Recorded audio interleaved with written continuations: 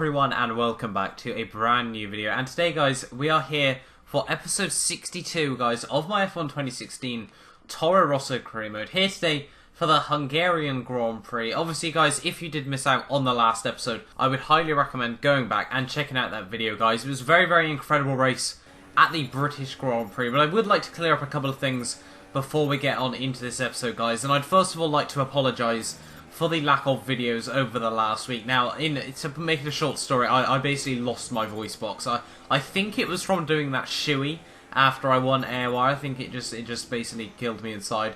But, hoping, I don't feel fully perfect just of yet, but I really wanted to get a career mode out for you guys this week. But moving on then, obviously, to the end of my track acclimatization lap. Now I've done explaining why I've been ill, and we go through to get a purple score there. So very happy with that.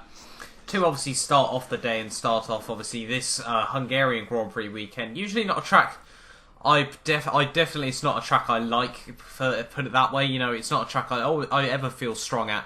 But looking at the R&D though, we do just manage to get just over the 1,000 mark there. We have been saving up a few from the last couple of race weekends. I've been trying to get the sponsorship bonus, but it just doesn't seem to be happening at the moment, which is a bit annoying.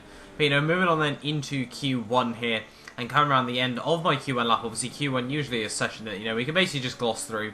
But coming to the end of the lap there, we do go purple at that moment in time. But my teammate there, Danny Kvyat, takes pole position there in Q1. Very happy for him with that one. Daniel Ricciardo splits myself and my teammate there. But having a look right down the bottom of the grid there, Lewis Hamilton P19 on a set of the soft tyres there. So not being able to get through into Q2 now. Obviously we've seen the Mercedes have a real dip in performance recently in the last couple of races. Obviously we saw Lewis Hamilton last time out end up actually retiring from the race with an engine failure there. But starting down in P19 for the Grand Prix tomorrow, that's not going to be what he wants. But moving on then to the end of Q2 on a set of soft tyres there. And we do go up into P2 there by the end of that session. By the end though, it did mean we were down in P6 there, which actually still, for going on a lap on a set of the soft tyres there, was quite a big gamble, and it actually paid off for both myself and Sebastian Vettel. We saw Marcus Ericsson as well get into Q3 there, so very happy for him. And Nico Rosberg and Kimi Raikkonen both not getting through into Q3 there. So we've seen both Mercedes fall to the wayside in the earlier sessions. I think that's the first time this whole series we haven't seen either Mercedes get into the final qualifying session.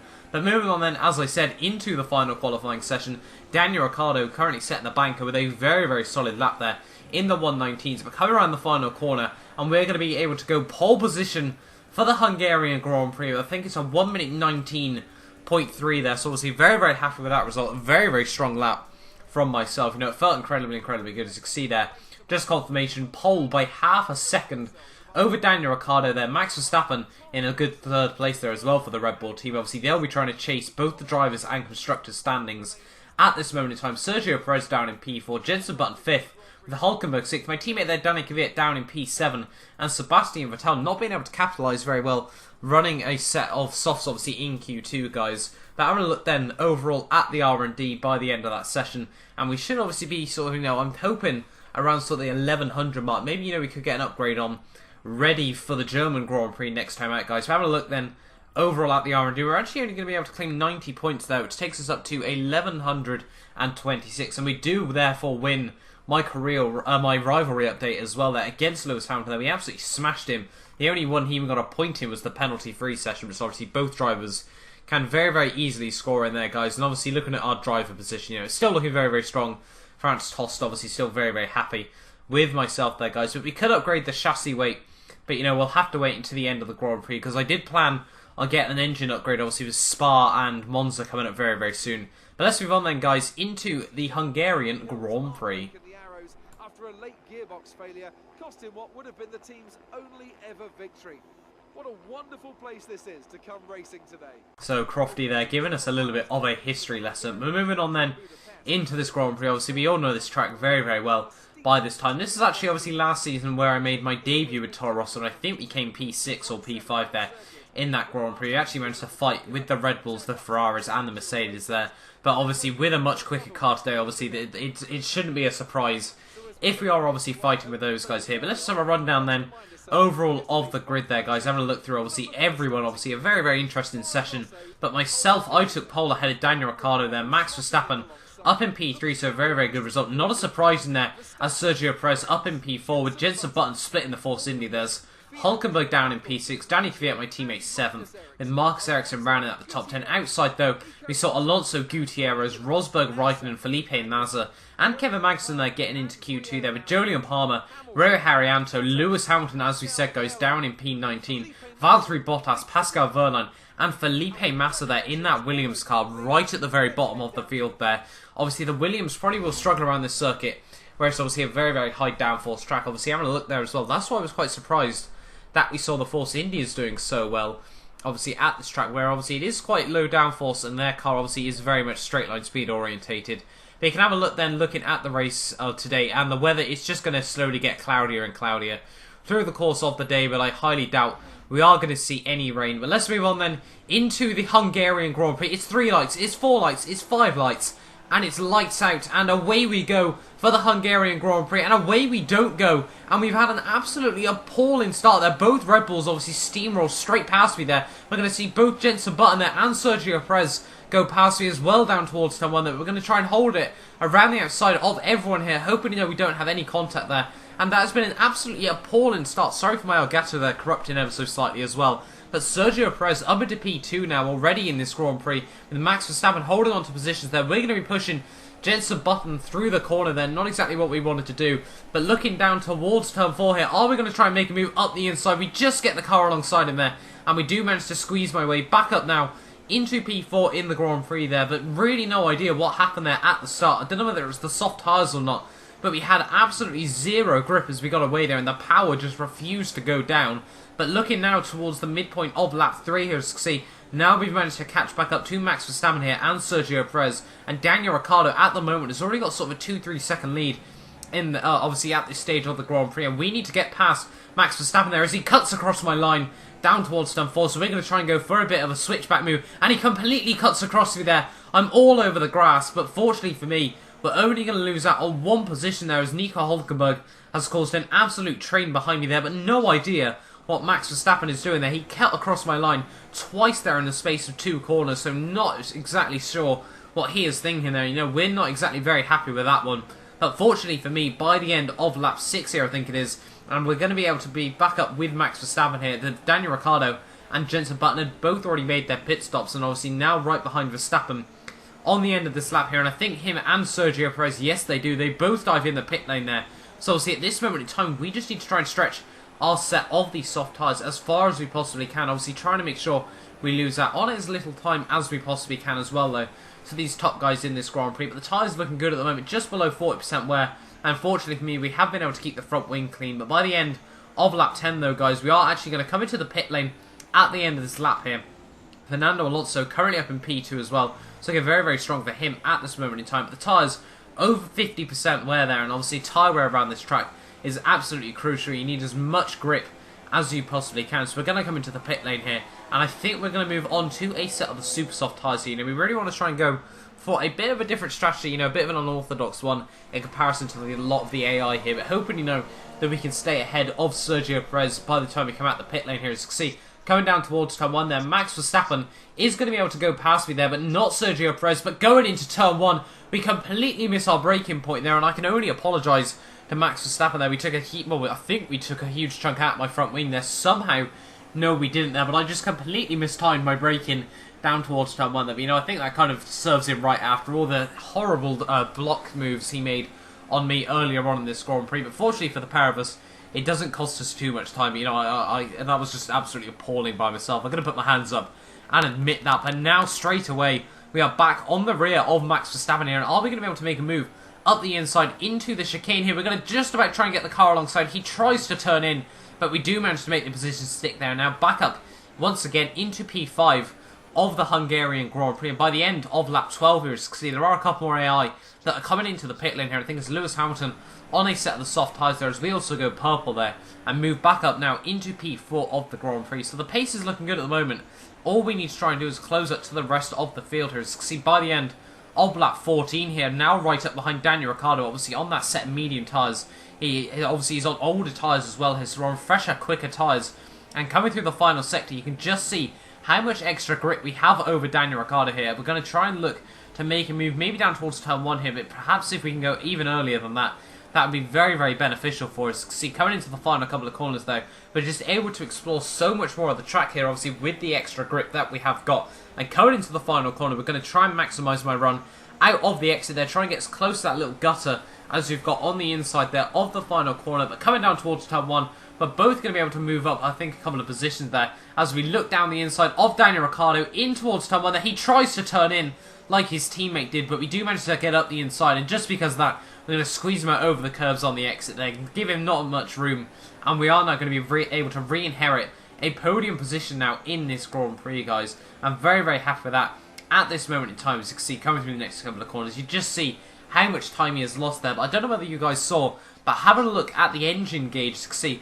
the engine is actually yellow wear at this moment in time, so obviously that's not exactly ideal. We've had issues with this Toro Rosso, obviously the 2015 power unit overall this season. Obviously we saw my teammate retire at both, I think, Spain, and I think he also retired last time out as well, so obviously not exactly what we want at this stage of the season, but obviously hoping in these next few laps that we should be able to pull away from Daniel Ricciardo. And by the time it was time to come in for our second and hopefully final stop in this Grand Prix, the tyres were up to 70% wear. We run just a little bit wide there over the grass through the final corner, obviously coming into the pit lane there, but we get the car slowed down just in time as we come down towards through the pit lane now, and hoping, you know, that we lose that as little time as we possibly can. There seems to be quite a big gap between, I think that's 7th place there and the rest of the field there, so hoping, you know, that we can obviously stay ahead of Sebastian Vettel. We get a very, very clean stop there, a low 2-second pit stop there, and obviously we should be able to stay very, very easily up in P7 now at this moment in time in this Grand Prix. So now all it's about is just trying to conserve these tyres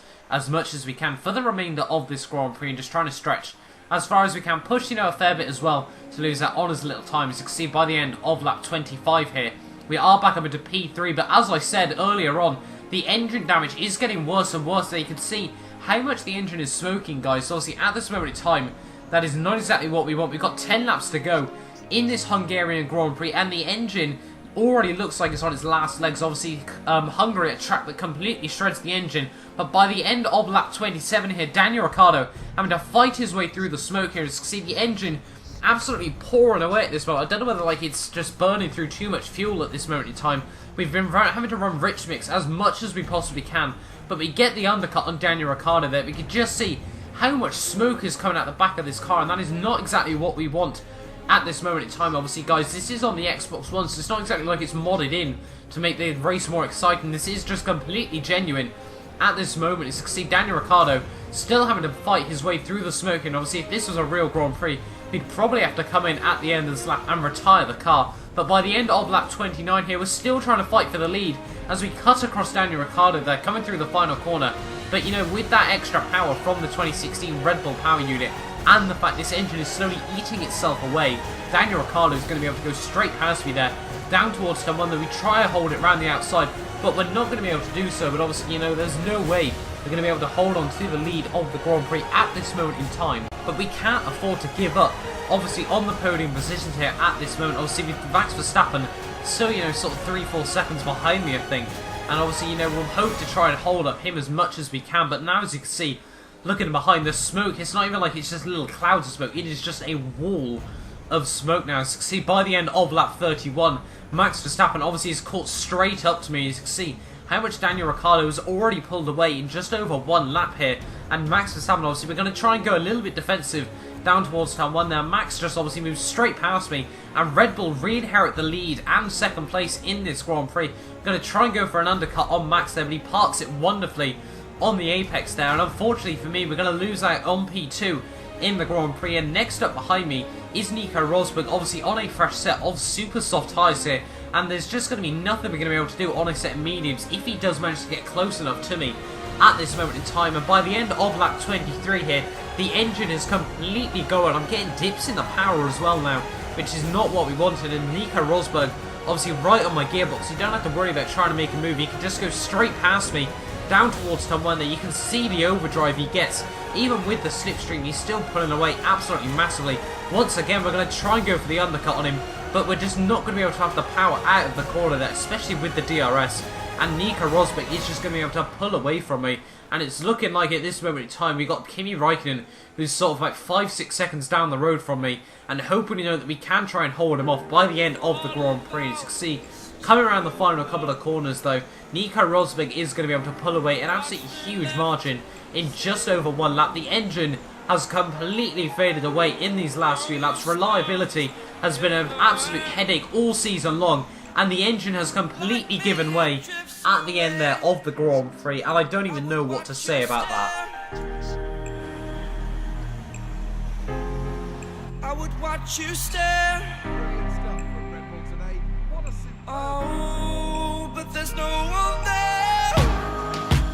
We can figure this out. Put your feet down.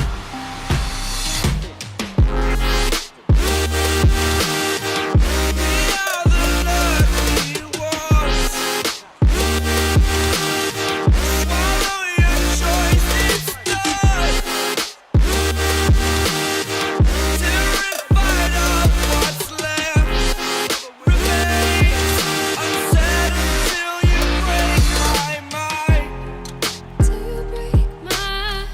Until you break my thought. Till you break my thought. I'm doing wishes and in hopes that you.